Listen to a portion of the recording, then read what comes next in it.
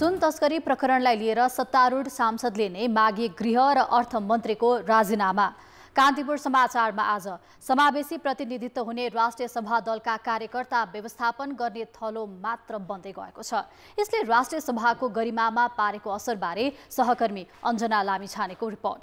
कोशी प्रदेश सरकार विरुद्ध परेको रिट माथिको निर्णय भोलि सुनाउने सर्वोच्च अदालतको तयारी। यो सँगै हामीसँग हुनेछन् 1 महिना भन्दा बढी समयदेखि आन्दोलनरत लघुवित्त पीडितको समस्या के हो र किन समाधानमा चासो देखाउँदैन सरकार। यसबाहेक पनि आज दिनभर देशभित्र भएका घटना त छँदैछन्। अन्तर्राष्ट्रियमा भारतीय प्रधानमन्त्री मोदी विरुद्ध अविश्वासको प्रस्ताव दर्ता र खेलकुदमा फिफा महिला विश्वकप अपडेट। नमस्कार, अब मुख्य समाचार। शिवम सिमेन्ट, भरोसा अटुट सम्बन्धको। सुन तस्करी प्रकरणमा उच्चस्तरीय छानबिनको माग गर्दै एमालेले गर्यो प्रतिनिधि सभा बैठक अवरुद्ध। गृह र अर्थमन्त्रीको राजीनामा माग। व्यापारी राकेश कुमार अडुपियाको घरमा राजस्वको छापा। नीति अधिवेशनको सट्टा मङ्सिरमा महासमितिको बैठक बोलाउने काङ्ग्रेसको निर्णय। महामन्त्री थापाको कार्ययोजना परिमार्जन सहित पारित। बालकृष्ण खाँडका विषयमा मौन। करारका शिक्षक कर्मचारीलाई आन्तरिक प्रतिस्पर्धाका आधारमा स्थायी गर्ने त्रिवीको निर्णयमा प्राध्यापक र विद्यार्थीको आपत्ति। विश्वविद्यालयको छविमै दाग लाग्ने विज्ञको चेतावनी। भारतीय लोकसभामा प्रधानमन्त्री नरेन्द्र मोदी विरुद्ध अविश्वासको प्रस्ताव दर्ता। मणिपुर घटनाबारे संसदमा जवाब दिन बाध्य पार्ने विपक्षीको रणनीति। र स्पेन र जापान फिफा महिला विश्वकपको नकआउट चरण प्रवेश। जाम्बिया र कोस्टारिका पहिलो चरणबाटै बाहिरिए।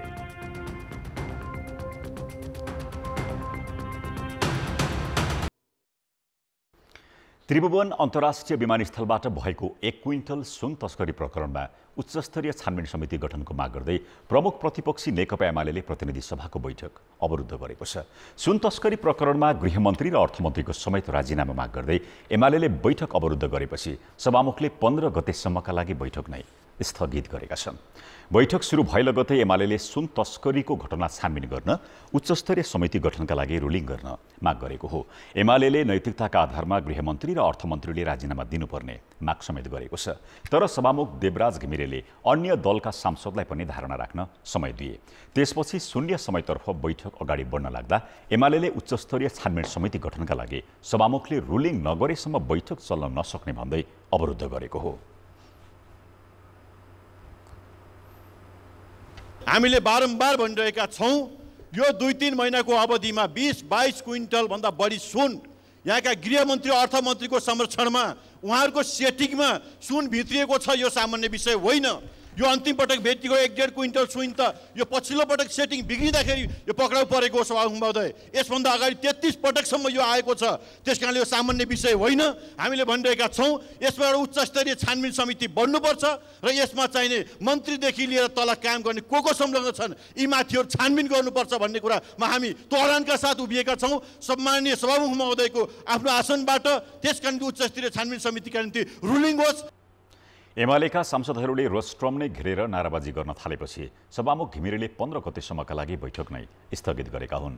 यसअघि सत्तारूढ दल नेपाली कांग्रेसका सांसद सुनिल शर्माले समेत सुन तस्करी प्रकरणको अनुसन्धानलाई प्रभावित हुन नदिन गृह र अर्थमन्त्रीले राजीनामा दिनुपर्ने माग गरे। सांसद शर्माले सुन तस्करी घटनाका मूल नायके नसमातिएर संसदमै अवरुद्ध आमरण गर्ने चेतावनी समेत दिए। त अहिलेको अर्थमन्त्री र अहिलेको गृहमन्त्रीले यो इन्भेस्टिगेसनमा कि त उहाँहरूले भन्न सक्नु पर्थ्यो हामीले भरिया मात्रै होइन, मूल कल्प्रिट मुख्य दोषीलाई यो सुनको मालिकलाई हामीले पक्रियौँ भन्नु पर्थ्यो। अथवा उहाँहरूले समय लिने हो भने 3 दिन 5 दिन 7 दिन कति दिन समय लिने हो, त्यो समय लिएर भन्न सक्नुपर्छ हामी 7 दिनभित्रमा यसको मुख्य नायिका पक्राउँछौँ भनेर भन्न सक्नु पर्यो। होइन भने सभामुख महोदय उहाँहरूले यो अनुसन्धानको प्रक्रियालाई सहज बनाउनको निम्ति अहिलेलाई कमसेकम मुख्य यो सुनको मालिक पत्ता नलागुन्जेलसम्मको निम्ति राजीनामा गरेर प्रजातान्त्रिक सिस्टमको यो अभ्यासलाई उहाँहरूले कदर गर्नुपर्छ। माओवादी केन्द्रका सांसद देवेन्द्र पौडेलले भने सुन तस्करी रोक्न सरकारले गरेको कामको प्रशंसा गर्दै भ्रष्टाचारीलाई कारबाहीको कुरा गर्दा किन टाउको दुखेको भन्दै प्रश्न गरेका थिए। उनले निष्पक्ष भएर अनुसन्धान अघि बढाउन सरकारलाई आग्रह गरेका छन्। भ्रष्टाचारसित सम्बन्धित कतिपय विषयहरूको सरकारले छानबिन गर्ने प्रक्रियामा अगाडि बढेको छ। माननीयजीहरूलाई टाउको नदुख्नको निम्ति म विशेष अनुरोध गर्न चाहन्छु।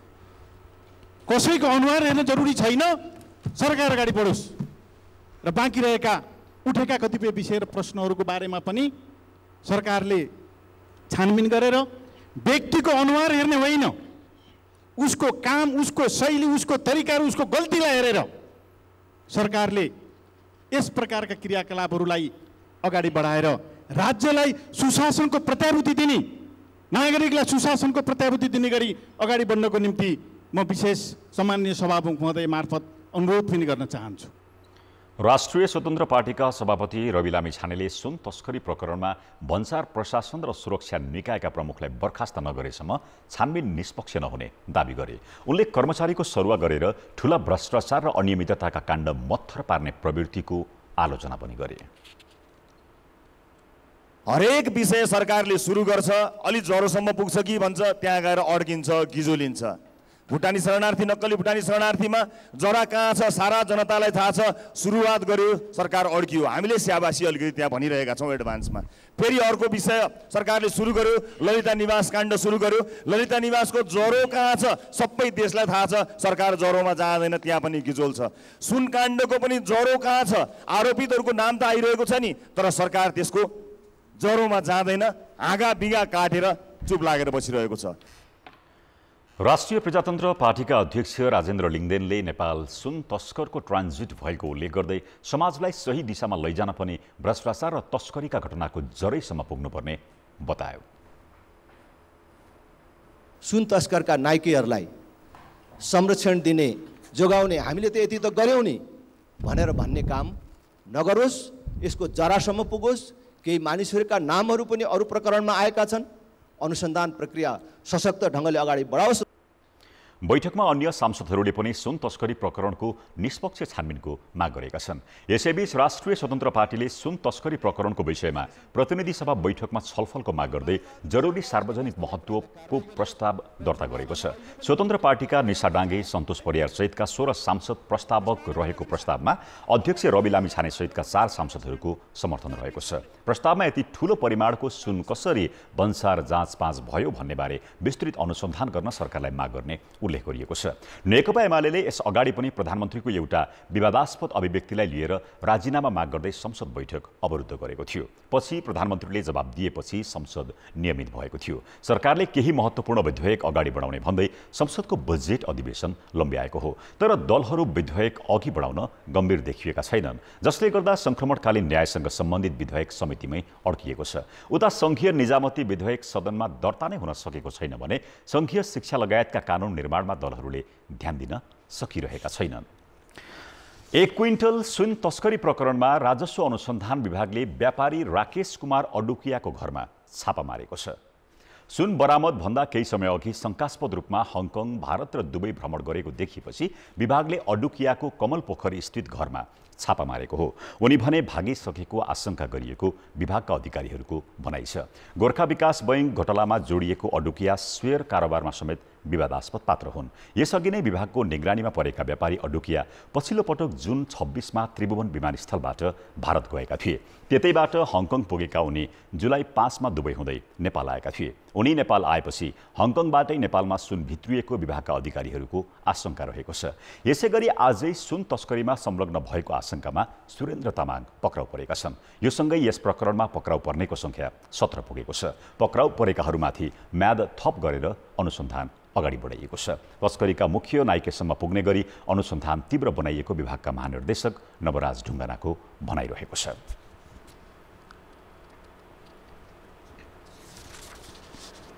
प्रारम्भिक रूपमा काम गर्ने एउटा पुरा संयन्त्र नै हामीले पक्राउ गरेका छौँ। कसले ल्याएको थियो, कसको नाममा ल्याइएको थियो, अर्थात् कसले ल्याएको थियो, त्यसलाई भन्सारबाट लिगल्ली बाटोबाट कसले छुटाउने प्रयास गर्दै थियो, त्यसमा निर्धारित गन्तव्यसम्म पुर्याउनको लागि को प्रयोग भएको थियो, यो सबैलाई हामीले पक्राउ गरेका छौँ।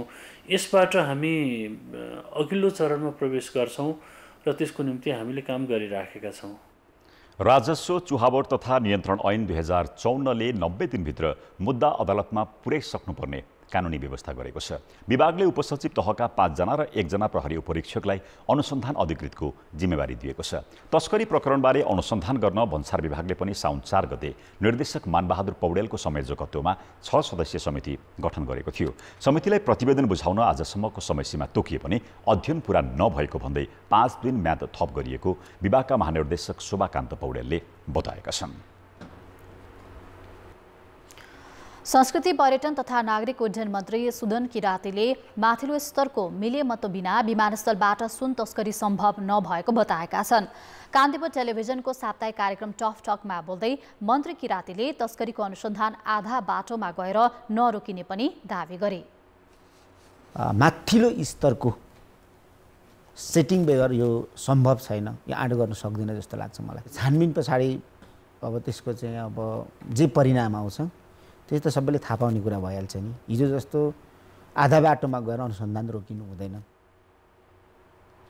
विमानस्थलको सुरक्षा प्रणाली, नेपालको हवाई सुरक्षा तथा नेपाल एयरलाइन्समा भइरहेको राजनीति लगायत विषयमा मन्त्री किरातीसँग गरिएको कुराकानी 9 बजे प्रसारण हुनेछ। अब जनताको आवाज हामीले आज सातै प्रदेशमा सोधेका छौँ। ठूला घोटाला र भ्रष्टाचारका घटना बाहिरिँदा पनि राजनीतिक दलका नेताहरू किन पक्ष विपक्षमा उभिएका होलान्?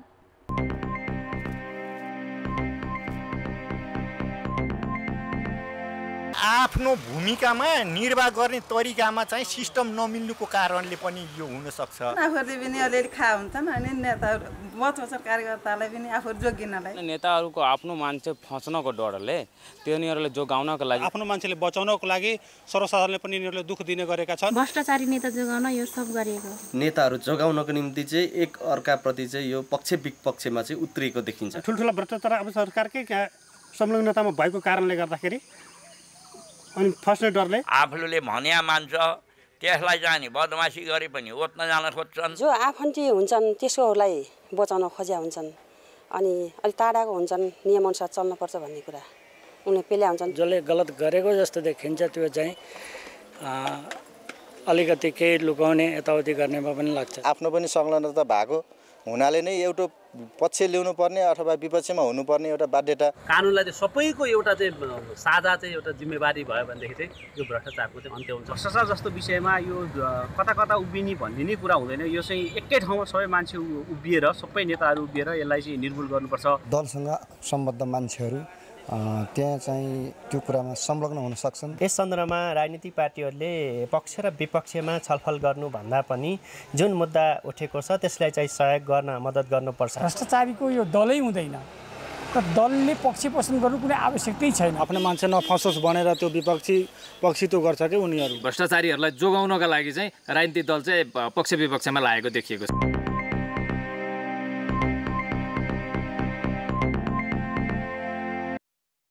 नेपाली कांग्रेसले नीति महाधिवेशनको सट्टा महासमितिको बैठक गर्ने भएको छ। पार्टी कार्यालय सानेपामा साउन 2 देखि 7 दिनसम्म बसेको केन्द्रीय समितिको बैठकले आगामी मङ्सिर 11 देखि 13 गतेसम्म काठमाडौँमा महासमितिको बैठक बस्ने निर्णय गरेको हो। 1.5 वर्ष अघि सम्पन्न 14औं महाधिवेशनले 6 महिनाभित्र नीति महाधिवेशन गर्ने निर्णय गरेको थियो। नीति महाधिवेशनको सट्टा महासमिति बैठक बोलाउने निर्णय भएको महामन्त्री विश्वप्रकाश शर्माले जानकारी दिए। बैठकले अनुशासनको कारबाहीमा परेका विभिन्न जिल्लाका कार्यकर्ताको कारबाही फुकुवा गरेको छ। त्यस्तै महामन्त्री गगन थापाले पेश गरेको समय तालिका सहितको वार्षिक कार्ययोजना परिमार्जन सहित पारित भएको छ। पार्टी संगठनलाई चलायमान बनाउन यही साउन 20 देखि नै देशैभर विभिन्न अभियान सञ्चालन गर्ने पनि निर्णय गरेको छ। बैठकले नक्कली भुटानी शरणार्थी प्रकरणमा पूर्वपक्षमा रहेका केन्द्रीय सदस्य बालकृष्ण खाँडलाई निलम्बन गर्ने विषयमा कुनै निर्णय गरेन, तर अख्तियार दुरुपयोग तथा भ्रष्टाचारका सबै विषयमा हुने अनुसन्धानलाई भने सहयोग गर्ने निर्णय गरेको छ। त्यस्तै सुन तस्करी, ललिता निवास, जग्गा हिनामिना लगायत प्रकरणको छानबिन गरी दोषीमाथि कारबाही गर्न बैठकले माग गरेको छ। बैठकले यसअघि कार्य सम्पादन समितिले गरेका सबै निर्णय अनुमोदन गरेको छ। बैठक समापन गर्दै देउबाले सहभागी सबै पदाधिकारी तथा सदस्यहरूलाई धन्यवाद दिएका छन्। उनले बैठकमा अपेक्षा गरे जति आलोचना नभएको भन्दै खुसी समेत व्यक्त गरेका छन्। केही बेर अघि सम्पन्न कांग्रेस केन्द्रीय समिति बैठकबारे थप जानकारी दिन कांग्रेस केन्द्रीय कार्यालय सानेपाबाट सहकर्मी पर्वतराज घिमिरे प्रत्यक्ष सम्पर्कमा जोडिएका छन्। पर्वत, 7 दिनसम्म चलेको कांग्रेस केन्द्रीय समिति बैठकले दिएको मुख्य सन्देश के हो? प्रवीणजी, यही 2 गतेबाट सुरु भएको नेपाली काङ्ग्रेस केन्द्रीय समितिको बैठक केही बेर अगाडि मात्रै सम्पन्न भएको छ। बैठकले केही महत्त्वपूर्ण निर्णयहरू गरेको छ, जस्तो नेपाली काङ्ग्रेसको 14औं महाधिवेशन सम्पन्न हुँदाखेरि महाधिवेशन सम्पन्न भएको 6 महिनाभित्र नीति महाधिवेशन गर्ने भन्ने जुन सहमति गरेको थियो, तर महाधिवेशन सम्पन्न भएको 1.5 वर्ष बितिसक्दा पनि नीति अधिवेशन चाहिँ अन्योलमा परेको थियो। तर काङ्ग्रेसको यो केन्द्रीय समिति बैठकले नीति महाधिवेशनको सट्टा महासमिति महाधिवेशन यही आउँदो मङ्सिर 10, 11, 12 र 13 गते सम्पन्न गर्ने गरी निर्णय गरेको छ। त्यस्तै नेपाली काङ्ग्रेसको केन्द्रीय समितिको बैठक लामो समयदेखि झन्डै 1 वर्षपछि सम्पन्न भएको छ। त्यो केन्द्रीय समितिको बैठक लामो समयदेखि सुरु हुन नसक्दाखेरि केन्द्रीय सदस्यहरूले केन्द्रीय समितिको बैठक माग गर्नुपर्ने अवस्था रहेको थियो भने अहिलेको यो केन्द्रीय समितिको बैठकले आगामी केन्द्रीय समितिको बैठकको मिति तय गरेको छ। आगामी असोज 2 गते बस्ने गरी केन्द्रीय समितिको बैठक बोलाउने यो केन्द्रीय समितिले निर्णय गरेको छ भने त्यसै गरी विभिन्न विषयहरूमा खासमा सेवाग्राहीहरूलाई प्रभावकारी रूपमा सेवा प्रदान गर्नको लागि सरकारलाई ध्यानाकर्षण गराउने निर्णय पनि केन्द्रीय समितिले गरेको छ भने खासमा निकै बहुचर्चित रूपमा रहेको अथवा यो नक्कली भुटानी शरणार्थी प्रकरणमा जोडिएका नेता नेपाली काङ्ग्रेसका नेता बालकृष्ण खाँडलाई पार्टीले निलम्बन गर्ने या नगर्ने भन्ने विषयमा पार्टी मौन रहेको छ। यद्यपि नेपाली काङ्ग्रेसको केन्द्रीय समिति बैठकमा यो विषय पनि सदस्यहरूले उठाएका थिए। त्यसैगरी पार्टी महामन्त्री गगन थापाले वार्षिक तालिका पेश गरेका थिए। त्यो तालिका परिमार्जन सहित पारित गर्ने निर्णय केन्द्रीय समितिले गरेको छ। यद्यपि नक्कली भुटानी शरणार्थी प्रकरण र भ्रष्टाचार जस्ता विषयमा महामन्त्री गगन थापाले फरक मत चाहिँ यो केन्द्रीय समिति बैठकमा राखेका छन् भने आजको केन्द्रीय समिति बैठक सकिँदै गर्दा केही महत्त्वपूर्ण निर्णयहरू गरेको छ। प्रवीणजी, हुन्छ पर्वत, यहाँलाई धन्यवाद जानकारीका लागि। उनी थिए पर्वतराज घिमिरे, सानेपा स्थित पार्टी केन्द्रीय कार्यालय काङ्ग्रेसको पार्टी केन्द्रीय कार्यालयबाट हामीलाई आज 7 दिनदेखि जारी केन्द्रीय कमिटीको बैठक समापन भए लगतै त्यस विषयमा जानकारी गराउँदै प्रतिनिधि सभाबाट पारित भई सन्देशसहित पठाइएको मिटर ब्याज सम्बन्धी विधेयक राष्ट्रिय सभाबाट पारित हुने भएको छ। विधेयकलाई प्रतिनिधि सभाबाट पठाइए पनि राष्ट्रिय सभा अध्यक्ष गणेश तिमल सिन्हाले प्रक्रिया नमिलेको भन्दै रोकेका थिए। राष्ट्रिय सभाको बैठक भोलि बिहान 11 बजे बस्ने गरी मिटर ब्याज सम्बन्धी विधेयक पारित गरिने कार्यसूची रहेको अध्यक्ष तिमल सिन्हाले जानकारी दिएका छन्। विधेयकलाई भोलि नै प्रमाणीकरणका लागि राष्ट्रपति समक्ष पठाइने उनले बताए। संघीय संसदका महासचिव भरतराज गौतमले जारी गरेको भोलिको कार्यसूचीमा मुलुकी संहिता सम्बन्धी केही नेपाल ऐन संशोधन गर्ने विधेयक 2080 पारित गर्ने उल्लेख गरिएको छ। राष्ट्रिय सभामा उत्पन्न भएको यो विधेयक प्रतिनिधि सभाले यसअघि पठाएको भए पनि प्रक्रिया नमिलेको भन्दै अध्यक्ष तिमल सिन्हाले रोक्दै आएका थिए। उनले विधेयकबारे महान्यायाधिवक्तासँग समेत छलफल गरेका थिए। सरकारले मिटर ब्याजसँग सम्बन्धित अध्यादेश राष्ट्रिय सभामा दर्ता गरेको थियो। भोलिको बैठकमा कानुन मन्त्री धनराज गुरुङले विधेयकमाथि सरकारका तर्फबाट धारणा राख्ने र त्यसपछि प्रतिनिधि सभाबाट आएको सन्देश राष्ट्रिय सभामा सुनाइनेछ। संसदको माथिल्लो सदन राष्ट्रिय सभाको सौन्दर्य भनेको राष्ट्रिय जीवनमा महत्त्वपूर्ण योगदान पुर्याएर ख्याति कमाएका प्रतिभाहरूको उपस्थिति हो। समानुपातिक समावेशी प्रतिनिधित्व हुने भएकाले राष्ट्रिय सभा रङ्गीन हुन्छ भन्ने मान्यता छ। तर नेपालको राष्ट्रिय सभालाई रङ्गीन बनाउने नाममा राजनीतिक कार्यकर्ता व्यवस्थापन गर्ने थलो बनिरहेको छ, जसको असर नीति र विधि निर्माणमा देखिएको छ। सदनमा हुने छलफलका विषयको सामान्य ज्ञान नहुनेदेखि महत्त्वपूर्ण छलफलमा भाग नै नलिनेहरूको उपस्थिति बढ्दा राष्ट्रिय सभाको गरिमा बढ्न सकेको छैन।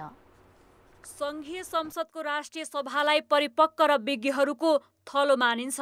राष्ट्रिय सभा गठनका लागि प्रत्येक प्रदेशबाट महिला, दलित र अपाङ्गता भएका सहित 8 जनाको प्रतिनिधित्व हुने गरी सदनलाई रङ्गीन बनाइने परिकल्पना संविधानले गरेको छ। तर राजनीतिक दलहरूले विज्ञ र योग्य प्रतिनिधि छनौटलाई मुख्य आधार नबनाउँदा राष्ट्रिय सभाको औचित्य र भूमिकामाथि प्रश्न उठिरहेको छ। राष्ट्रिय सभाको गरिमा बढाउन दलहरू नै सुध्रिनुपर्ने विज्ञ बताउँछन्। हार्दिकतापूर्वक प्रतिबद्धता व्यक्त गर्दै सच्याउँदै अगाडि बढ्नुपर्छ। विवाद छैन, हामीले राम्रो संविधान बनायौँ, तर त्यो संविधानलाई कार्यान्वयन गर्ने सन्दर्भमा कतिपय अवस्थामा कमी कमजोरीहरू देखिएका छन्। ती कमी कमजोरीहरूलाई हामीले नै सच्याउँदै अगाडि बढ्ने हो। प्रतिनिधि सभा राष्ट्रिय सभाका सन्दर्भमा कतिपय प्रश्नहरू उठेका छन्, ती प्रश्नहरूलाई हामीले नै सम्बोधन गर्ने हो। वडा सदस्यदेखि प्रतिनिधि सभा सदस्यसम्म जनताले अस्वीकार गरी पराजित भएकाहरूले पनि अहिले राष्ट्रिय सभामा अवसर पाइरहेका छन्। प्रतिनिधि सभा सदस्यमा पराजित नारायण काजी श्रेष्ठ राष्ट्रिय सभामा पुगेर गृहमन्त्री बनेका छन्। प्रतिनिधि सभा निर्वाचनमा पराजित वामदेव गौतम, मृगेन्द्र कुमार सिंह, उदय बहादुर बोहरा पनि राष्ट्रिय सभा सदस्य छन्। वडा सदस्यमा हारेका सिंह बहादुर विश्वकर्मा र नरपति लुवार पनि सदस्य हुन्। स्थानीय तहको प्रमुखमा पराजित बिमला घिमिरे र भगवती नेउपाने पनि अहिले राष्ट्रिय सभामा छन्। एउटा चुनाव हार्दैमा माथिल्लो सदनमा पुग्न हुँदैन भन्ने चाहिँ होइन, तर उनीहरूले त्यहाँ पुगेर कस्तो भूमिका निर्वाह गरिरहेका छन् भन्ने प्रश्न महत्त्वपूर्ण हो। गत वैशाखदेखि सुरु भएको राष्ट्रिय सभाको 14औं अधिवेशनमा अहिलेसम्म 35वटा बैठक बसेका छन्, तर यी बैठकमा गृहमन्त्री समेत रहेका नारायण काजी श्रेष्ठ नै सदनको छलफलमा नआइदिँदा अध्यागमन विधेयक अलपत्र छ। बैठकमा सदस्य जगत बहादुर पार्की 8 दिन, प्रमिला कुमारी 11 दिन मात्र उपस्थित भएका छन्। नरपति लुवा र मोहम्मद खालिद 35 दिन बैठक बस्दा आधा पनि उपस्थित छैनन्। उपस्थित भएका बैठकमा पनि उनीहरू चुप बस्ने गरेका छन्। जेठ 15मा प्रस्तुत सरकारको बजेटमाथिको छलफलमा पनि जगत कुमार पार्की, नरपति लुवार, मदन कुमारी शाह, बिमला घिमिरे लगायतले भाग नै लिएनन्। सरकारले पेश गरेका विधेयकमाथिको छलफलमा त उनीहरूले भाग लिएनन् नै, गैर सरकारी विधेयकहरू उत्पत्ति गर्नेदेखि जनताका विभिन्न मुद्दामा बौद्धिक छलफल गर्न समेत उनीहरूले चासो नै दिएको देखिँदैन। प्रबुद्ध भनेर पठाइएकाहरूको उपस्थित अर्थपूर्ण हुनुपर्ने जानकार बताउँछन्। जस्तो पार्टीगत प्रतिनिधित्व चाहिँ थियो अथवा राजाबाट मनोनित हुने चाहिँ विज्ञहरूको जस्तो उपस्थिति चाहिँ थियो, त्यसले चाहिँ राष्ट्रिय सभाको चाहिँ भूमिकालाई चाहिँ अलिकति गरिमा प्रदान गरेको थियो जस्तो मलाई लाग्छ। यो अनुभवलाई हेरेर चाहिँ राजनीतिक दलहरूले चाहिँ अब अहिले सङ्घीय संरचनामा तलका चाहिँ प्रदेश र स्थानीय सरकारको स्वार्थको पनि प्रतिनिधित्व हुने गरी, विषय विज्ञको पनि प्रतिनिधित्व गराउने गरी र समाजका विभिन्न समुदायको प्रतिनिधित्वलाई पनि सन्तुलित गरेर चाहिँ राष्ट्रिय सभामा उम्मेदवारहरू चाहिँ पठाउनुपर्छ जस्तो मलाई लाग्छ। त्यहाँ कहीँ न कहीँ हामीहरू चुकेको चाहिँ छौँ। विगतमा राष्ट्रिय सभालाई प्रभावकारी बनाउन राष्ट्रिय जीवनमा ख्याति कमाएका व्यक्ति उपस्थित हुनुपर्ने संविधानमै व्यवस्था थियो, तर अहिलेको संविधानमा समावेशी प्रतिनिधित्वको मात्र व्यवस्था छ, जसले गर्दा राष्ट्रिय सभालाई राजनीतिक दलले नेता व्यवस्थापनको केन्द्र बनाउँदा सदनको गरिमा घटेको देखिन्छ। कान्तिपुर समाचारका लागि क्यामेरामा राजेन्द्र महर्जन र सञ्जय लुइटेलका साथ अञ्जना लामिछाने, काठमाडौँ। अब जनमतको अन्तिम परिणाम। जनमतमा हिजो हाम्रो प्रश्न थियो, माध्यमिक शिक्षा परीक्षा एसईमा अनिवार्य विषयमा प्रयोगात्मक परीक्षाको व्यवस्था किन गरिएको होला? ए नतिजा सुधार्न, बी व्यावहारिक ज्ञान दिन र सी विद्यालयको दबाव। जनमतको अन्तिम परिणाम यस्तो छ, ए नतिजा सुधार्नमा 57%, बी व्यावहारिक ज्ञान दिनमा 26% र सी विद्यालयको दबावमा 17% मत प्राप्त भएको छ। अब आजको प्रश्न। जनमत हाम्रो प्रश्न छ, राष्ट्रिय सभामा सांसदहरूको भूमिका किन प्रभावकारी नभएको होला? ए पदको महत्त्व नबुझेर, बी प्रणालीमै कमजोरी र सी दलीय प्रभाव। जनमतको अन्तिम परिणाम भोलि साँझ 8 बजेको कान्तिपुर समाचारमा प्रसारण गर्नेछौँ। कृपया NEWS न्युज स्पेस AB वा सी टाइप गरी 34001मा SMS गरी आफ्नो मत व्यक्त गर्नुहोला। अब बाँकी समाचार। कोशी प्रदेशको मुख्यमन्त्री नियुक्ति प्रक्रिया नै असंवैधानिक भएको भन्दै सर्वोच्च अदालतमा 2 दिनदेखि सुनवाई भइरहेको रिटमाथि दुवै पक्षका कानुन व्यवसायको बहस सकिएको छ। सर्वोच्च अदालतका न्यायाधीश ईश्वर प्रसाद खतिवडा, आनन्द मोहन भट्टराई र तिल प्रसाद श्रेष्ठको पूर्ण इजलासमा मङ्गलबारदेखि निरन्तर सुनवाई भएको रिटमा बहस सकिए पनि मिसफिलको अध्ययन गर्नुपर्ने भन्दै मुद्दालाई हेर्दैमा राखिएको छ। सर्वोच्च अदालतबाट आउने फैसलाले मुख्यमन्त्री उद्धव थापा नेतृत्वको कोशी प्रदेश सरकारको भविष्य निर्धारण गर्नेछ। सरकार गठनमा सभामुख बाबुराम गौतमको समेत हस्ताक्षर प्रयोग गरिएको भन्दै कार्कीले प्रदेश प्रमुख परशुराम खापुङ, मुख्यमन्त्री थापा र सभामुख गौतमलाई विपक्षी बनाएर रिट निवेदन दिएका थिए। कोशी प्रदेशको काङ्ग्रेस संसदीय दलका नेता थापालाई मुख्यमन्त्री नियुक्ति गरिँदा सभामुख गौतमको कदम असंवैधानिक भएको भन्दै पूर्व मुख्यमन्त्री तथा एमाले संसदीय दलका नेता हिक्मत कुमार कार्कीका तर्फबाट सर्वोच्च अदालतमा असार 22 गते रिट निवेदन दर्ता गरिएको थियो। सत्तारूढ दल नेकपा एकीकृत समाजवादीले एमसीसी सम्झौता कार्यान्वयनको अवस्थाबारे सरकारसँग जवाफ माग गरेको छ। सचिवालय बैठकको निर्णय सार्वजनिक गर्दै एकीकृत समाजवादीले सम्झौता कार्यान्वयन सम्बन्धमा संसदीय अनुगमन समिति गठनका लागि आवश्यक पहल गर्ने पनि निर्णय गरेको छ। भ्रष्टाचार विरुद्ध सरकारको सक्रियताले जनतामा आशा जगाएको ठहर गर्दै पार्टीले यसविरुद्ध भएका अनुसन्धान तथा कारबाही कुनै पनि बहानामा रोक्न नहुनेमा जोड दिएको छ। उसले राजनैतिक भिन्नता भए पनि साझा मुद्दामा सहकार्य गर्न समाजवादी मोर्चा बनाएको प्रश्न पारेको छ। समाजवादी कार्यदिशा भएका राजनीतिक दलहरूका बीच कैयन सैद्धान्तिक तथा राजनीतिक मत भिन्नताहरू भए पनि साझा मुद्दामा सहकार्य गर्न र ती राजनीतिक दलहरूका बीचमा विभिन्न तहमा उत्पन्न हुन सक्ने विवाद वा अन्तर्विरोधलाई समाधान गर्न उक्त मोर्चा बनाइएको हो भन्ने कुरा पार्टी पंक्ति र सम्पूर्ण देशलाई प्रष्ट गर्ने। एकीकृत समाजवादीले यही साउन 16 र 17 गते स्थायी कमिटी, 18 र 19 मा पोलिट ब्युरो र 20 र 21 गते काठमाडौँमा केन्द्रीय कमिटी बैठक राख्ने पनि निर्णय गरेको छ। त्रिभुवन विश्वविद्यालयले करारमा रहेका शिक्षक तथा कर्मचारीलाई आन्तरिक प्रतिस्पर्धाका आधारमा स्थायी गर्ने निर्णय गरेको छ। अहिले त्रिवीमा करिब 500 शिक्षक र 700 कर्मचारी करारमा छन्। बन्चुनका आधारमा करारमा प्रवेश गर्ने अनि आन्तरिक प्रतिस्पर्धाका आधारमा स्थायी गर्ने विश्वविद्यालयको निर्णयले समग्र उच्च शिक्षा नै धराशायी हुन सक्ने भन्दै विज्ञले आपत्ति जनाएका छन्।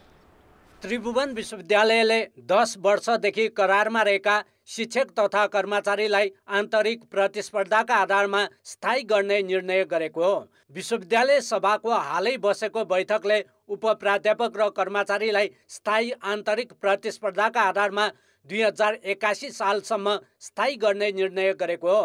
त्रिभुवन विश्वविद्यालयमा त्यस्ता शिक्षक तथा कर्मचारीको सङ्ख्या करिब 1200 छ। यसअघि 12 वर्ष अघि पनि त्रिवीले आन्तरिक प्रतिस्पर्धाका आधारमा शिक्षक तथा कर्मचारीलाई स्थायी गरेको थियो। तर त्यस बेला स्थायी हुन नसकेकाहरूलाई अहिले अन्तिम पटक मौका दिन लागि एक जिकिर त्रिवीले गरेको छ। त्यो विज्ञापनमा केही साथीहरू बाँकी रहनुभयो, समावेश हुन सक्नु भएन। हामीसँग 13 सयको आँकडा थियो। ती बाँकी रहेका साथीहरूलाई एउटा अवसर दिनुपर्छ भनेर हामीले उहाँहरूलाई नै टार्गेट राखेर यो 10 वर्षको कार्यक्रम। त्रिवीले 2069 सालमा करिब 900 शिक्षकलाई स्थायी गरेको थियो। तर त्रिवीको त्यो निर्णय विरुद्ध परेको रिटमा सर्वोच्च अदालतले अन्तिम पटकका लागि मात्र स्थायी गर्न आदेश दिएको थियो। 2078 सालमा पनि त्रिवी सभाको बैठकले पनि 10 वर्षदेखि करारमा कार्यरत शिक्षक तथा कर्मचारीलाई आन्तरिक प्रतिस्पर्धाका आधारमा स्थायी गर्ने निर्णय गरेको थियो। त्यो निर्णय विरुद्ध आन्दोलन चर्किएपछि त्रिवी पछि हटेको थियो। अहिले पुनः त्रिवीले विवादास्पद निर्णय गरेको छ। त्रिवीको निर्णयप्रति प्राध्यापक र विद्यार्थीले नै आपत्ति जनाएका छन्। जो शिक्षाको निम्ति, युनिभर्सिटीको निम्ति, विद्यार्थीहरूको निम्ति, भविष्यको निम्ति पनि एकदमै यो डरलाग्दो कुरा हो, भयावह कुरा छ। यसबाट बचाउन सकिएन भने युनिभर्सिटीको भविष्य पनि छैन। युनिभर्सिटीको भविष्य नहुनु भनेको शिक्षाको पनि भविष्य छैन। ऊर्जाशील समय आफ्नो त्यत्रो प्राध्यापन क्षेत्रमा राखेपछि स्थायी गरेर उहाँहरूलाई समाधान दिनु नै राम्रो निकास हो भन्ने। राजनीति सोर्समा आयो, टिचर भयो, लेक्चरर भयो, अनि त्यसपछि पढायो, नआएर राम्रोसँग पढाउनुहुन्छ, न कलेजमा आएर क्लास राम्रोसँग लिन सक्नुहुन्छ। उहाँहरूलाई चाहिँ त्यसै थाहै चाहिँ गर्नु हुँदैन जस्तो लाग्छ। त्रिभुवन विश्वविद्यालयले खुल्ला प्रतिस्पर्धाका आधारमा शिक्षक तथा कर्मचारी छनौटमा चासो देखाएको छैन। उल्टै करारमा रहेकाहरूलाई नै प्राथमिकता दिएर स्थायी गर्ने नीति अवलम्बन गरेको छ। यसले उच्च शिक्षाको गुणस्तर खस्किने मात्र नभई विश्वविद्यालयको अन्तर्राष्ट्रिय छवि समेत गिर्ने दाबी विज्ञको छ। दीर्घकालीन इफेक्ट पर्छ नै। त्यसले चाहिँ के हुन्छ भने कन्ट्रीको उन्नतिमा त्यसले चाहिँ इफेक्ट पार्छ, पक्कै पार्छ। हामीले राम्रो म्यान पावर होइन, शैक्षिक म्यान पावर हामीले चाहिँ तयार गर्न सक्यौँ भने पो त कन्ट्रीले चाहिँ एउटा डेभलपमेन्टतिर चाहिँ अगाडि बढ्न सक्छ। त्रिवी सेवा आयोगले नियमित विज्ञापन नगर्ने तर भन्छन् र पहुँचका आधारमा आफ्ना मान्छे करारमा नियुक्ति गर्दै जाने गलत परिपाटीकै कारण समस्या बल्झिँदै गएको छ। कान्तिपुर समाचारका लागि क्यामेरामा रूपौ कोइराला र विकास जोशीका साथ नारायण किलम्बु, काठमाडौँ। त्रिभुवन विश्वविद्यालयले स्नातकोत्तर तहका विद्यार्थीले थेसिस बुझाउँदा सफ्टवेयरबाट जाँच गराउन अनिवार्य गरेको छ। यसअघि एमफिल तथा पीएचडी तहका थेसिसलाई एन्टी प्लेजरिजम चेकिङ सफ्टवेयरबाट जाँच गरिँदै आएको थियो। सफ्टवेयरबाटै जाँच हुन थालेपछि अर्काको सार्ने र थेसिस नै किन्ने प्रवृत्तिमा कमी आएको विश्वविद्यालयले जनाएको छ। थेसिस तयार पार्दा अर्काले लेखेको हुबहु उतार्ने वा अर्कोबाट लेखाउने, पुस्तक पसलमा किन्ने जस्ता प्रवृत्ति बढेपछि त्रिभुवन विश्वविद्यालयले प्रविधिबाटै जाँच गर्न थालेको हो। अर्को व्यक्तिको लेख, कृति वा विचारलाई आफ्नो भनी प्रस्तुत गर्नु बौद्धिक चोरी हो। विद्यार्थीले अर्काको थेसिस वा लेख रचनाबाट मूल लेखकलाई श्रेय नदी लेख्ने प्रवृत्ति नियन्त्रण गर्न नसकेपछि त्रिभुवन विश्वविद्यालयले 2 वर्षदेखि थेसिसलाई सफ्टवेयरबाट स्क्यान गर्दै आएको छ। एमफिल तथा पीएचडी तहका थेसिस स्क्यान गरेर मापदण्ड अनुसार रहेको रिपोर्ट संकलन गर्नुपर्ने अनिवार्य थियो। यही साउन 1 गतेदेखि कुनै पनि संकायका स्नातकोत्तर तहका विद्यार्थीले एन्टी प्लेजरिजम चेकिङ सफ्टवेयरबाट थेसिस जाँच गराउनु पर्ने भएको छ। सफ्टवेयरबाट जाँचेको रिपोर्ट थेसिसमै संलग्न गर्नुपर्छ। कम्प्युटरबाटै जाँच्न थालेपछि चोर्ने प्रवृत्ति घटेको त्रिवीको दाबी छ।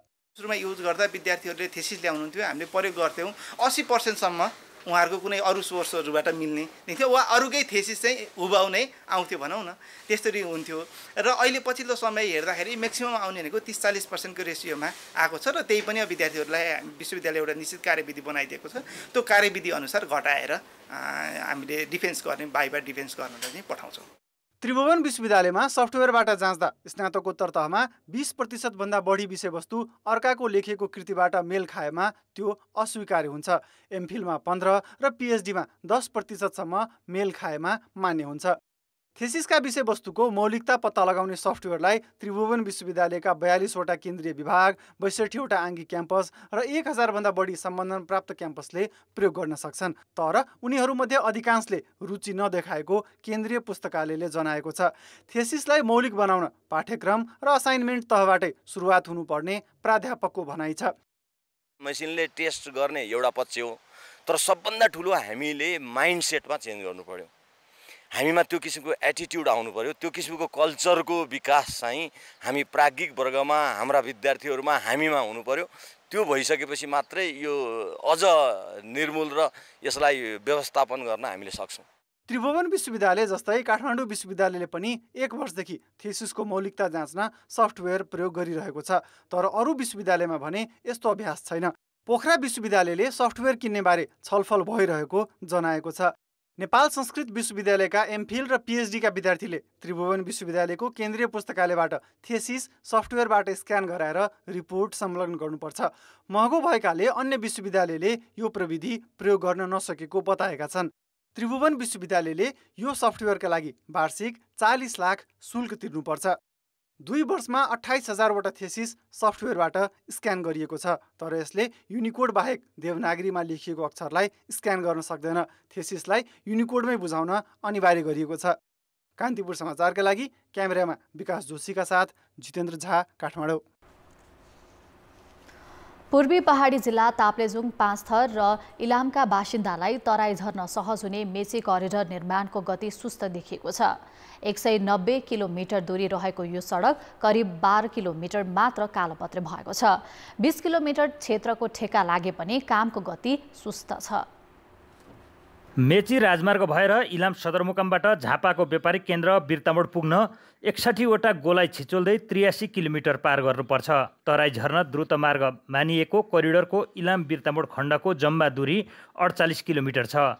इलाम खण्डको माई नगरपालिका क्षेत्रको करिब 12 किलोमिटर खण्ड कालोपत्रे भइसकेको छ र बाँकी 20 किलोमिटर क्षेत्रको ठेक्का लागेर काम भइरहे पनि ढिलो भएकाले छोटो समयमा सहज गरी झापा झर्ने स्थानीयको चाहना तत्काल पुरा हुने देखिँदैन। धेरै समस्या चाहिँ भइरहेछ। अब पारीबाट गाडी खोलाले छेके पनि अब यहाँदेखि यता बजार जानको लागि चाहिँ सजिलै हुन्थ्यो। अलिकति बाटो राम्रो भइदिएदेखि बिमार हुँदाखेरि पनि अब तल बिर्तामोडसम्म लान सकिने अब कतिको त अब गाडीहरू छैन, अब प्राइभेट गाडीमा पनि अब भाडा तिरेर भए पनि सेवा सुविधा टाइममै पुर्याउन सकिन्थ्यो भन्ने चाहिँ एकदम आशा छ। 2021 सालमा नै झापाको शनिश्चरी हुँदै मोटर इलाम आएको यो सडक मेची राजमार्ग खुल्नु अघि पैदल झापा झर्ने एकमात्र विकल्प थियो। यही मार्गलाई पछ्याएर मेची कोरिडोरको परिकल्पना गरिएको हो। माई नगरपालिकाको लोदिया खोलाभन्दा माथि मात्र पहिलो वर्ष 35 करोड, दोस्रो वर्ष 30 करोड विनियोजन भएकोमा यो वर्ष 4.5 करोड रुपियाँ मात्र छ। अहिलेसम्म भइरहेको ठेक्का रकमको दायित्व भने 42 करोड रुपियाँ छ। पोहोर चाहिँ 30 करोड थियो, तर यसपालिको 4.5 करोड छ। तर हामीले अहिलेसम्मको ठेक्का नै लगाइसकेको अवस्था 42 करोडको अवस्था छ। कोरिडोरको विभिन्न खण्डमा काम भइरहेको छ। कठिन भूगोल रहेको मेची राजमार्गको भन्ज्याङदेखि बेलासेसम्मको झन्डै 10 किलोमिटर खण्डको काम 35% मात्र भएको डिभिजन सडक कार्यालयको भनाइ छ। खोलामा पुल छैन, त्यसमा बर्खाको टाइममा अब वारपार गर्न सकिँदैन, मेटेरियलहरू ढुवानी गरेर ल्याउन सकिँदैन। त्यही कारणले 3 महिना त्यही बर्खाको टाइमले लस गर्छ। साबिक मेचीका इलाम, झापा, पाँचथर र ताप्लेजुङका बासिन्दालाई प्रत्यक्ष फाइदा पुग्ने यो सडक निर्माण कार्य पुरा भए आवागमनमा सहजतासँगै यस क्षेत्रको आर्थिक गतिविधि बढ्नेछ। कान्तिपुर समाचारका लागि विप्लव भट्टराई, इलाम। महिनौदेखि आन्दोलनरत लघुवित्त पीडितहरूले आज पनि काठमाडौँको नयाँ बानेश्वरमा प्रदर्शन गरेका छन्। त्यसक्रममा प्रहरी र प्रदर्शनकारी बीच धकेलाधकेल समेत भएको छ। माइतीघरबाट आएका प्रदर्शनकारीहरू संसद भवन अगाडि पुगेर धरना दिने भन्दै अगाडि बढ्न खोजेपछि प्रहरीले रोक्ने प्रयास गर्दा धकेलाधकेल भएको थियो। प्रतिनिधि सभाको बैठक सुरु हुन अघि नै संसद भवन घेराउ गर्ने र आफ्ना समस्या सुनाउने भन्दै उनीहरू संसद भवनतर्फ जान खोजेका थिए। 7 महिनादेखि आन्दोलनरत लघुवित्त संस्था पीडितहरू अहिले काठमाडौँमा भेला भएर आन्दोलन गरिरहेका छन्। पीडितहरूले लघुवित्तलाई खारेज गर्नुपर्ने, सावासहित ब्याज मिनाहा गर्नुपर्ने, पीडितलाई न्याय दिनुपर्ने लगायतका माग राखेका छन्। अर्थ र विकास। अर्थमन्त्री प्रकाश शरण महतले साउन 15 देखि नै समयसीमा अनुसार बजेट कार्यान्वयनलाई प्राथमिकता दिन सबै मन्त्रालयका सचिवलाई निर्देशन दिएका छन्। मन्त्री महतले डिपिआर भइसकेका आयोजनाको मात्रै ठेक्का प्रक्रियामा जाने गरी काम गर्न सचिवलाई निर्देशन दिएका हुन्। उनले कार्तुकभित्र ठेक्का लगाउन निर्देशन दिएको अर्थ मन्त्रालयले जनाएको छ। कामलाई प्राथमिकतामा राख्दा स्रोत व्यवस्थापनमा समस्या देखिएको उल्लेख गर्दै मन्त्री महतले समस्या रहित कुनै पनि क्षेत्र नरहेको र साइट क्लियरेन्सलाई उच्च प्राथमिकतामा राखेको बताएका छन्। मौद्रिक नीति सार्वजनिक भएकै दिन 63 अङ्कले बढेको शेयर बजार त्यस यताका 3 दिनमा भने लगातार घटेको छ। शेयरको जोखिम भार घटेको भन्दै उत्साहित भएर लगानी बढाएका लगानीकर्ता राष्ट्र बैंकले 50 लाखसम्मको ऋणमा मात्रै जोखिम भार घटाएको बताएपछि निराश भएका छन्। नेपाल स्टक एक्सचेन्जका अनुसार सोमबारदेखि घट्न सुरु गरेको शेयर बजार बुधबारसम्म पनि ओह्रालो लाग्ने क्रम जारी छ। आज शेयर बजार 8.1 अङ्कले घट्यो। मौद्रिक नीति सार्वजनिक भए ता 71 अङ्कले घटेको छ। एक शेयर ऋणीले 12 करोडभन्दा बढी ऋण लिन नपाइने व्यवस्था खारेज हुने अपेक्षा लगानीकर्ताले गरेका थिए। साथै शेयरको जोखिम भार समेत 150 बाट 100 मा झार्ने अपेक्षा उनीहरूको थियो। तर 50 लाखसम्मको कर्जामा मात्रै जोखिम भार घटाएर 100 कायम गरिएको राष्ट्र बैंकले बताएपछि लगानीकर्ता पुनः निराश भए। 50 लाखभन्दा बढीको शेयर कर्जामा भने जोखिम भार 150 नै कायम गरिने जनाइएको छ। अपेक्षालाई अलिअलि चाहिँ उसले सम्बोधन गर्न खोजेको जस्तो चाहिँ देखिएको थियो मौद्रिक नीतिमा। तर प्रेस सम्मेलनमा चाहिँ त्यसलाई काट्ने गरेर गभर्नरले बोलेपछि लगानीकर्ताहरूमा एउटा अलिकति निराशा चाहिँ उत्तिनैखेर आइहाल्यो। तर उद्यमी र व्यापारीहरूलाई त मौद्रिक नीतिमा त्यसरी सम्बोधन खासै गरिएको छैन र यो पनि सङ्कुचित मौद्रिक नीतिकै निरन्तरता भएको कारणले गर्दाखेरि लगानीकर्ताहरू एगेन फेरि निराशा नै छन्। बजारमा अधिक तरलताका कारण निरन्तर ब्याज घट्ने सङ्केत देखिएको थियो। तर पछिल्ला समयमा पुनः बैंकहरूबीच कारोबार हुने अन्तर बैंक ब्याज दर उकालो लाग्न थालेको छ। असार मसान्तमा 2% हाराहारीमा रहेको अन्तर बैंक ब्याज दर अहिले 6.5% को हाराहारीमा छ। नेपाल राष्ट्र बैंकले बजारमा तरलता उच्च भएको भन्दै असार यता बजारबाट 60 अर्ब बराबरको रकम खिचेको छ। साथै असार मसान्तपछि वाणिज्य बैंकहरूमा स्थानीय तहले जम्मा गरेको रकम निक्षेपको रूपमा गणना गर्न नपाइने भएपछि बैंकिङ क्षेत्रमा 85 अर्ब जति रकम घटेको छ। अब अन्तर्राष्ट्रिय समाचार। भारतमा प्रमुख विपक्षी दल कांग्रेसले संसदको तल्लो सदन लोकसभामा प्रधानमन्त्री नरेन्द्र मोदी नेतृत्वको सरकार विरुद्ध अविश्वासको प्रस्ताव दर्ता गराएको छ। यस्तै भारत राष्ट्र समिति पार्टीले पनि सरकार विरुद्ध छुट्टै अविश्वास प्रस्ताव दर्ता गराएको छ। संसदका कम्तीमा 50 सांसदले समर्थन गरेको अवस्थामा मात्र अविश्वास प्रस्ताव अघि बढ्ने भारतीय समाचार माध्यमले जनाएका छन्। कांग्रेसले दर्ता गराएको अविश्वास प्रस्ताव अघि बढ्ने सम्भावना रहे पनि भारत राष्ट्र समितिको प्रस्तावले भने आवश्यक समर्थन जुटाउन नसक्ने जनाइएको छ। लोकसभामा 543 सदस्य मध्ये सत्तारूढ एनडीए गठबन्धनसँग 331 सांसद छन् भने विपक्षी गठबन्धन INDIA-सँग 144 सांसद छन्। अविश्वास प्रस्ताव पारित नै नहुने सम्भावना नभए पनि यसले मोदीलाई मणिपुरको स्थितिबारे संसदमा आएर जवाफ दिन बाध्य पार्ने विपक्षीहरूको विश्वास छ। भारत राष्ट्र समिति कुनै पनि गठबन्धनमा नरहेको दल हो भने यससँग जम्मा 9 सांसद छन्। विपक्षी दलहरूले मणिपुरको स्थितिबारे संसदमा आएर प्रधानमन्त्रीले जवाफ दिनुपर्ने माग दुवै सदनमा उठाउँदै आए पनि मोदी भने त्यसकै लागि तयार छैनन्। खेलकुद समाचार। नमस्कार, कान्तिपुर खेलकुद समाचारमा स्वागत छ। राष्ट्रिय बास्केटबल लिग नेपालको पहिलो संस्करणमा सहभागिता जनाउने 8 टिम सार्वजनिक गरिएको छ। आगामी असोज 12 गते सुरु हुने लिग असोज 27 गतेसम्म चल्नेछ। काठमाडौँमा आज कार्यक्रम आयोजना गरी नेपाल बास्केटबल संघले टिम र लिगको मिति घोषणा गरेको हो। Budhanilkantha Basketball Club, Tribhuvan Army Club, Times International College, Royal Basketball College, Golden Gate College, Hounds Academy, Vishal Milan Kendra र कीर्तिपुर बास्केटबल क्लबले लिगमा प्रतिस्पर्धा गर्नेछन्। नेपाली बास्केटबलको विकासमा यो लिग टर्निङ पोइन्ट हुने संघले बताएको छ।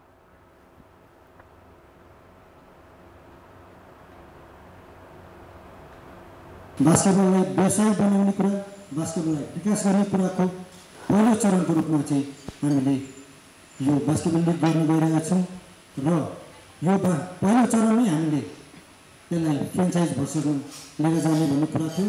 तर विविध कारणले गर्दाखेरि अन्ततगत गएर यो सबै कुराहरू नीतिगत कुरादेखि लिएर अर्थका कुरादेखि लिएर र हामीलाई हाम्रो देशको जुन अस्थिरता तरलताको अवस्थाले गर्दा पनि हामी यो कामहरू गर्नलाई केही ढिला भएको हो। डिजिफ्लाई ब्रान्डिङ एजेन्सीको सहयोगमा हुने लिगको कान्तिपुर टेलिभिजनले प्रत्यक्ष प्रसारण गर्नेछ। कान्तिपुर टेलिभिजनको पछिल्लो उद्देश्य हामीले स्पोर्ट्समा किन फोकस्ड भएर लागिरहेको छौँ भने चाहिँ एउटा हरेक स्पोर्ट्स एउटा एक लेभलको ठुलो एक्सपोजर्स पाउनु पऱ्यो। त्यो एक्सपोजर्सले एउटा खेलको उत्पत्ति र खेलको स्थापनालाई ठुलो बनाउँछ। सँगसँगै यसमा लगानी गर्ने जुन खेलाडीहरू हुनुहुन्छ जसले जीवनभर लगानी गरिराख्नु भएको छ उहाँलाई कुनै आउटकम पाओस्। नेपालमै पहिलो पटक हुन लागेको यो लिगले आफूहरूलाई आशावादी बनाएको खेलाडीले बताएका छन्। यो टिम खासमा एउटा यङ प्लेयरहरूलाई प्लेटफर्म दिएर एउटा जुन नेसनल टिममा एउटा कल्चर ट्रेनिङको छ त्यो पनि क्लब लेभलमा ल्याएर उनीहरूलाई कसरी बेटर बनाउने भनेर यो इनिसिएटिभ हामीले स्टार्ट गरेको हौँ। So we are very grateful to everybody who is organize this tournament. कार्यक्रममा उपस्थित राष्ट्रिय खेलकुद परिषदका सदस्य सचिव टङ्कलाल घिसिङले बास्केटबलको विकासमा परिषदले सक्दो सहयोग गर्ने प्रतिबद्धता व्यक्त गरे। अहिले पुरुषको मात्र लिग गर्न लागेको सङ्घले छिट्टै महिलाको पनि प्रतियोगिता घोषणा गर्ने जानकारी दिएको छ। खेलकुद समाचार अहिलेलाई यति नै। कान्तिपुर समाचार अहिलेलाई सकियो। कान्तिपुर टेलिभिजन हेर्दै गर्नुहोला। नमस्ते।